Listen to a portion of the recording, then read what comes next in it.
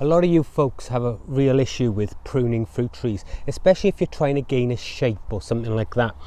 Now, I did an episode on pruning in the winter on how to control the growth of the tree and everything else. And as you can see behind me, these are cordons that we planted around about 18 months ago as a single year plant.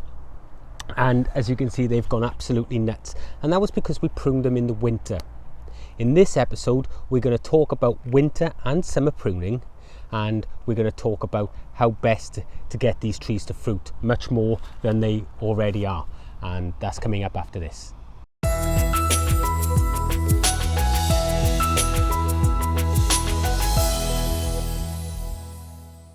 Welcome back to UK Here We Grow. I'm Tony O'Neill, and if this is your first time here, consider hitting that subscribe button for more great videos like this, and don't forget to click the bell icon as well to be notified every time we put up a new one of these videos.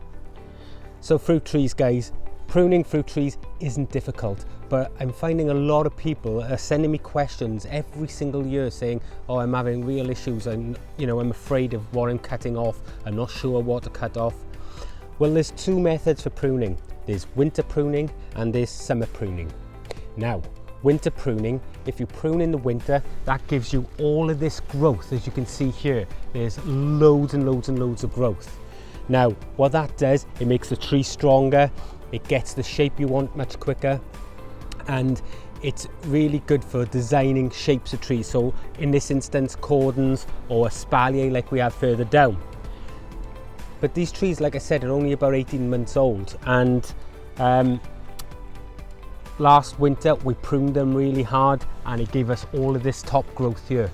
Now, summer pruning, which is now we need the time to do it, which is August, second week in August. And what we need to do for this now is we need to get control back. And as you can see in this one here, we've done a really good job. We've got that shape we want. It goes right to the top of the cable, and we've got a fantastic shape ready for next year. Now next year, this actual cordon here is going to be plastered in fruit. So how do we get that fruit? Well, as you can see, I've got a couple of apples already on here. In fact, there's some really good ones on here. And that was just from last year's pruning. But this year, what we need to do is create what's known as fruiting spurs. And they come from when we prune back all of this top growth here. Now, fruiting spurs are little stems, if you like, that come off the main trunk of the tree, and the fruit then grow on that next year. Now, you have to have a variety which is known as spur fruiting variety, and there are hundreds and hundreds of varieties of apple, pears, plums, whatever you fancy, okay? And they can all be trained in cordons, espaliers, fans, and whatever you have. Now, it isn't hard, guys. A lot of people worry that they're taking off too much, and that's one of the biggest problems that a lot of people have, is the next year they won't get any fruit because they've taken off too much. So in general, guys, we're pruning back to about 1 inch in length.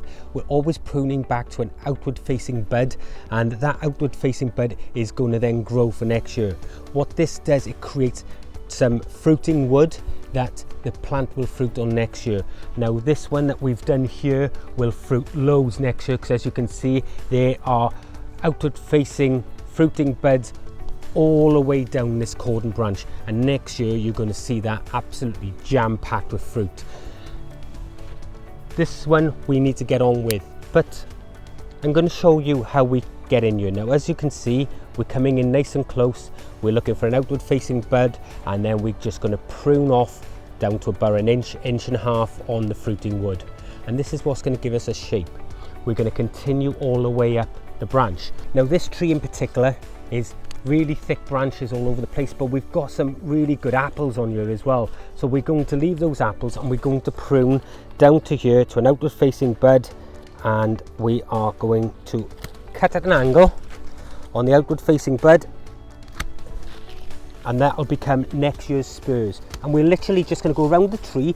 Don't be afraid to cut it, just cut it at a slight angle so the rain runs off, and that will leave our fruiting spurs for next year. And when you get going on this, guys, that one's okay. When you get going on this, it doesn't take long at all. As you can see, I'm really going through it. So this one, I'm just going to see if I can get in it, cut at an angle. I need to cut more of an angle on this one, look, 'cause it's quite flat, the rain will get in that. So I'm just going to come up above the apple and do it that way. You really need a good sharp pair of secateurs, and these ones aren't the best, but they will do for now. So again, all we're doing is cutting back to that fruiting spur. This is going to give us the shape that we require.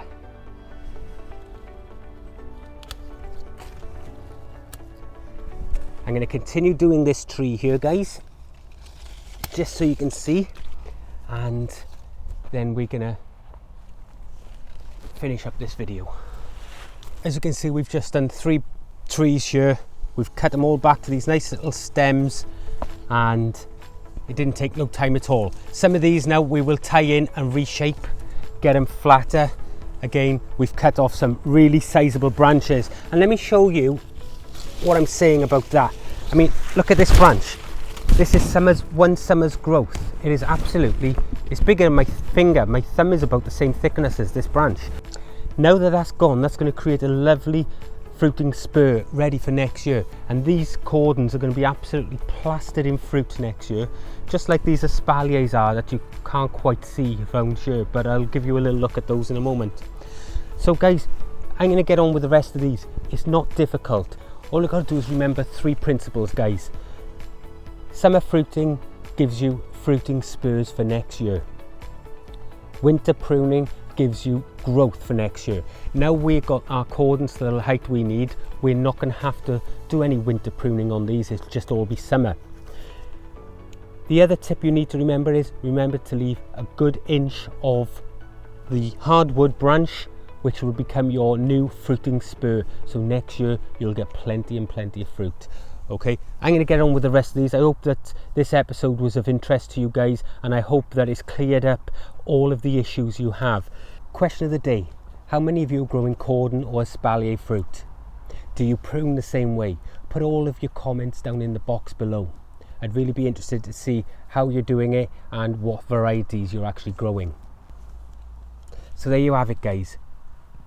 Pruning fruit trees. It's not hard, it's not rocket science. All you need to do is get out there and cut away. You can do it really, really quickly. Don't forget, guys, click that subscribe button and the bell notification to be told every time that we put up a new video such as this. I'm Tony O'Neill, this is UK Year We Grow, and remember, you reap what you sow. I'll see you in the next one. Bye bye.